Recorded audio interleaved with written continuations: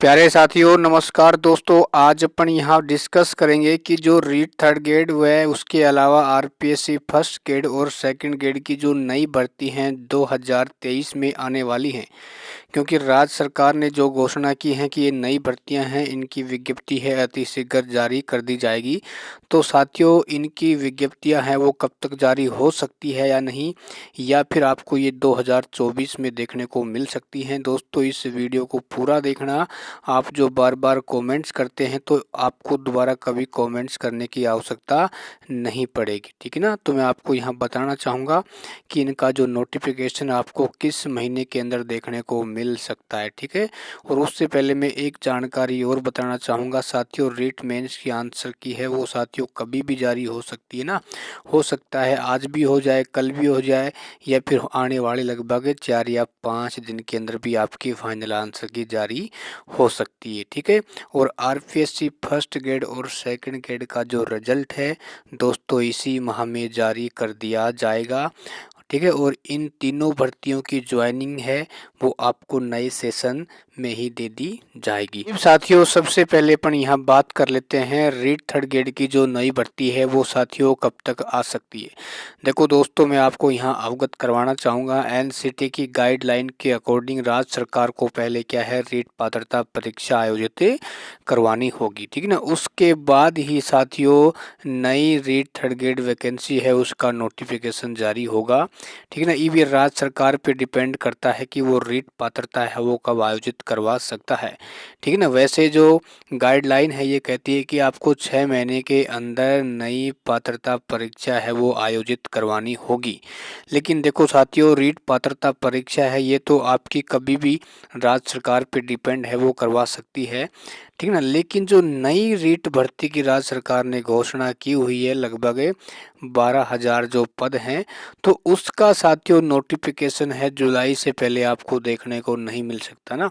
तो हो सकता है आने वाले 4 या 4.5 महीनों का समय दोस्तों इसमें लग सकता है, ठीक है ना। तो जो नए साथी हैं जिनके नंबर कम बन रहे हैं या फिर आपका रेट पात्रता क्लियर नहीं हुआ है, तो मेरा इतना ही कहना है कि साथियों आप अपनी तैयारी है वो शुरू कर सकते हैं, क्योंकि इसमें थोड़ा अभी लंबा समय लगने वाला है। क्योंकि पहले जो अभी ये रीट 48,000 वाली भर्ती है इसकी ज्वाइनिंग कंप्लीट होगी, उसी के बाद ही साथियों इस भर्ती के बारे में सोचा जाएगा, ठीक है ना। और उसके बाद जो अभ्यर्थना है वो बोर्ड के पास पहुंचेगी, तो इस प्रोसेसिंग में काफ़ी लंबा समय लगने वाला है, ठीक है। या तो आप अपने दिमाग को थोड़ा रिलैक्स दीजिए या फिर आप अपनी हल्की फुल्की तैयारी शुरू कर सकते हैं, ठीक है। अच्छा, उसके बाद दोस्तों बात कर लेते हैं RPSC first grade second grade की जो नई भर्ती है राज्य सरकार ने घोषणा की है। देखो दोस्तों, उसमें क्या है, सबसे पहले आपको फर्स्ट ग्रेड की वैकेंसी है उसका नोटिफिकेशन देखने को मिलेगा। और दोस्तों ये भी फर्स्ट ग्रेड की वैकेंसी है आपकी जुलाई से पहले आपको नहीं देखने को मिलेगी, ठीक है ना। क्योंकि नए सेशन में आरपीएससी है फर्स्ट ग्रेड वालों को ज्वाइनिंग देगी।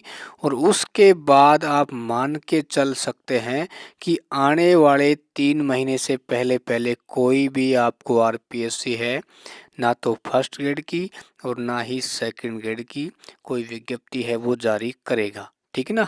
हाँ, यदि ऐसा हो सकता है कि भाई आपके आवेदन है वो आने वाले कुछ महीनों में फिल करवा लिए जाएं और आचार संहिता से भी ये राज्य सरकार है आपका एग्ज़ाम करवा दें, ठीक है ना। लेकिन देखो भाई, ज्वाइनिंग राज्य सरकार नई जो भर्ती है उसकी दे या नहीं दे वो तो राज्य सरकार पर डिपेंड करता है।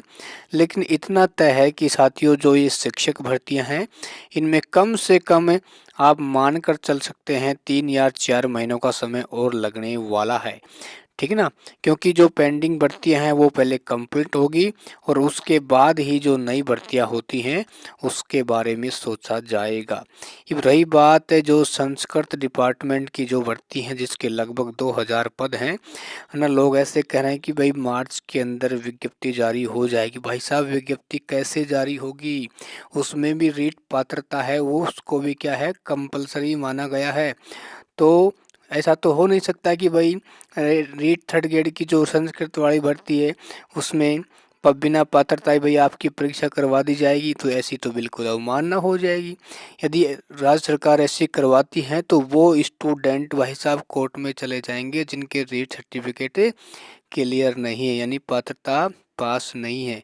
तो संस्कृत डिपार्टमेंट में भी वही नियम लागू होता है कि पहले राज्य सरकार को पात्रता परीक्षा करवानी होगी और उसके बाद ही जो संस्कृत भर्ती है थर्ड ग्रेड में उसकी विज्ञप्ति जारी होगी।